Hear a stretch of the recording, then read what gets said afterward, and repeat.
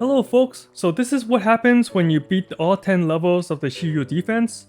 You unlock another set, and it resets at the end of the month, so we have about 2 more weeks left at the time of this video. Both sets of Shiyu defense gives you nice rewards such as your polychromes, your most useful one, as well as other materials to buy stuff in the shop. The rewards that reset every month is a little bit lower, but the game is pretty new, so we're getting a whole bunch of events to get polychromes that way. And your enemy variety for the monthly Shiyu defense is mostly your trash fodder enemies plus a couple elites in the early stages, and then you'll get to the tougher bosses later on, pretty similar to the one with 10 stages. And your best approach on handling these stages is to go and abuse the enemy weakness. It helps a lot. But I know this can be an issue since we don't have that many character elements at the moment. For my account, I didn't pull for Ellen, so I do not have the overpowered mono ice team on this account. I ended up getting Rina for my first 5-star and then Soldier 11 for the second one later on.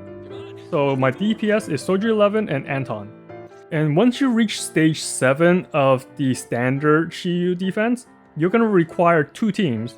And here's why the elemental weakness matters a lot. Because the stage bonus effect gives the enemy bosses a shield that actually blocks a lot of damage. And since they have a lot of HP to begin with, you don't want a shield soaking up your DPS when you're crunching on time. And there are 2 ways to break the shield. One is to brute force it and destroy all the HP of the shield, which will waste a lot of time. The other method is to give the boss a status ailment that is equal to their weakness. So just by having one character with the boss's elemental weakness, you'll save a lot of time.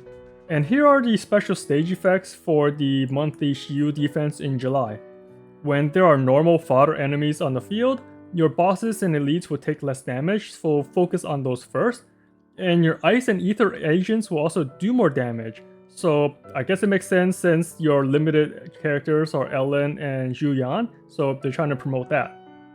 And your wall to unlock the monthly Shiyu defense will be Friday, the purple construction boss that we only seen once in the story mode.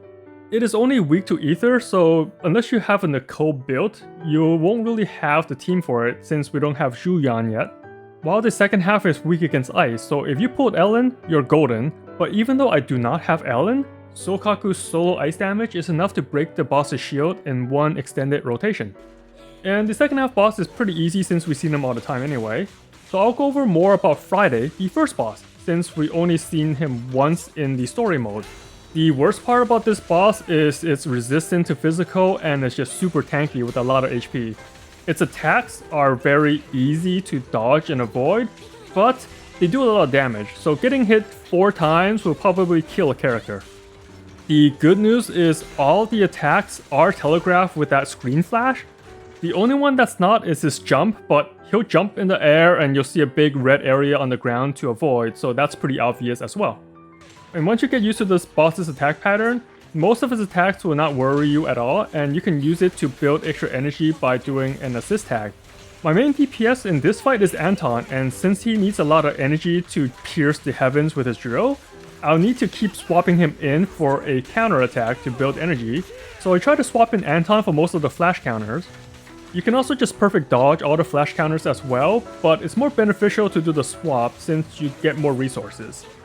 And the only bad side about the perfect dodge is there's one attack that hits twice, and it's kind of hard to tell. It's the one where the boss slams the ground, and sometimes it's once, sometimes it's twice. But the easiest way to deal with it is always dodge twice. So technically, there's 2 animations for the single slam, but they both have the pylon underneath the boss. The double slam does not have the pylon, but it's kind of hard to look at everything in the heat of battle, so when you see the slam, just dodge twice. She has similar timing to the twirl attack where the boss spins, and if you perfect dodge the first one, you will run out of iframes before the attack is over, so you're gonna have to spam dodge again to avoid the second hit. And finally, I'll briefly go over how to build characters with limited resources to clear most of the Shiyu defense before the reset. Focus on 2 DPS. It doesn't matter which 2, just 2 DPS with different elements. For me, I'm using Soldier 11 for fire and Anton for electric. I got unlucky with Anton, so he's only at Mindscape 0. Mindscape 1 helps a lot, but I didn't get that. So for your main DPS, you want to max their level as well as max their W engine to get the most damage. You also want to push their skills as much as you can. All your main DPS will have the same priority where you want the chain attack / ultimate first, and then the skill, and then the basic attack. Your dodge attack and your assist is lower priority, so I would not spend resources on that. The other important thing to level up are the 6 traces or passives above your abilities. Each node adds a nice little stat boost as well as improving a passive. For my disc drives, I just scrounged around what I was able to get. My supports have pretty much nothing since they don't contribute as much to the damage for the moment. I gave my Sokaku and Rina the set that increases the team's damage just by having the 4-piece, and that's good enough for now. My Ambi is a more important support since she does the stun for me to do more damage to the boss. So I have her disc drives leveled up a little bit more, especially number 6, which has impact. And you want your stunners to have as much impact as you can. It's more important than crit or attack or any of the other stats. And then for my DPS, I got the crit set since you get a whole bunch of those from the story mode. And I try to find the best number 2 and level that up as high as I can, because this drive 2 always have attack as the main stat. For Anton, I was lucky enough to get a crit main stat for number 4, so I maxed that as well. For now, since we are limited on resources, focus on the crit set, since that is the most universal set for all your DPS. So even if you spend materials to level up the crit set and you found a different piece that you like on that slot, you can still give it to your second DPS and not waste that much in materials. And there are 2 main methods to get disc drives.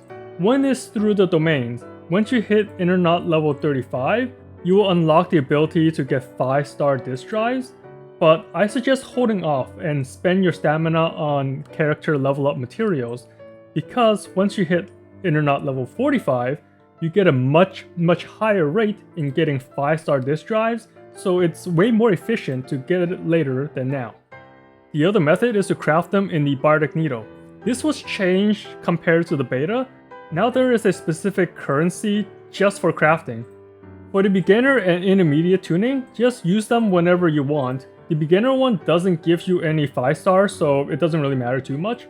The intermediate gives you 2 5-stars every time you do 10 tunes or 10 crafts, and you can actually pick which set you want, which is really nice.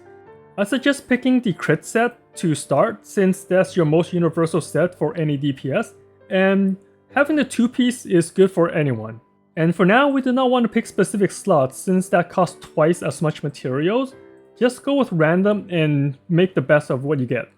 For the advanced tuning, the material is kind of hard to get for now since the main method to get them is by dismantling 5-star disc drives, and we kind of want to save those.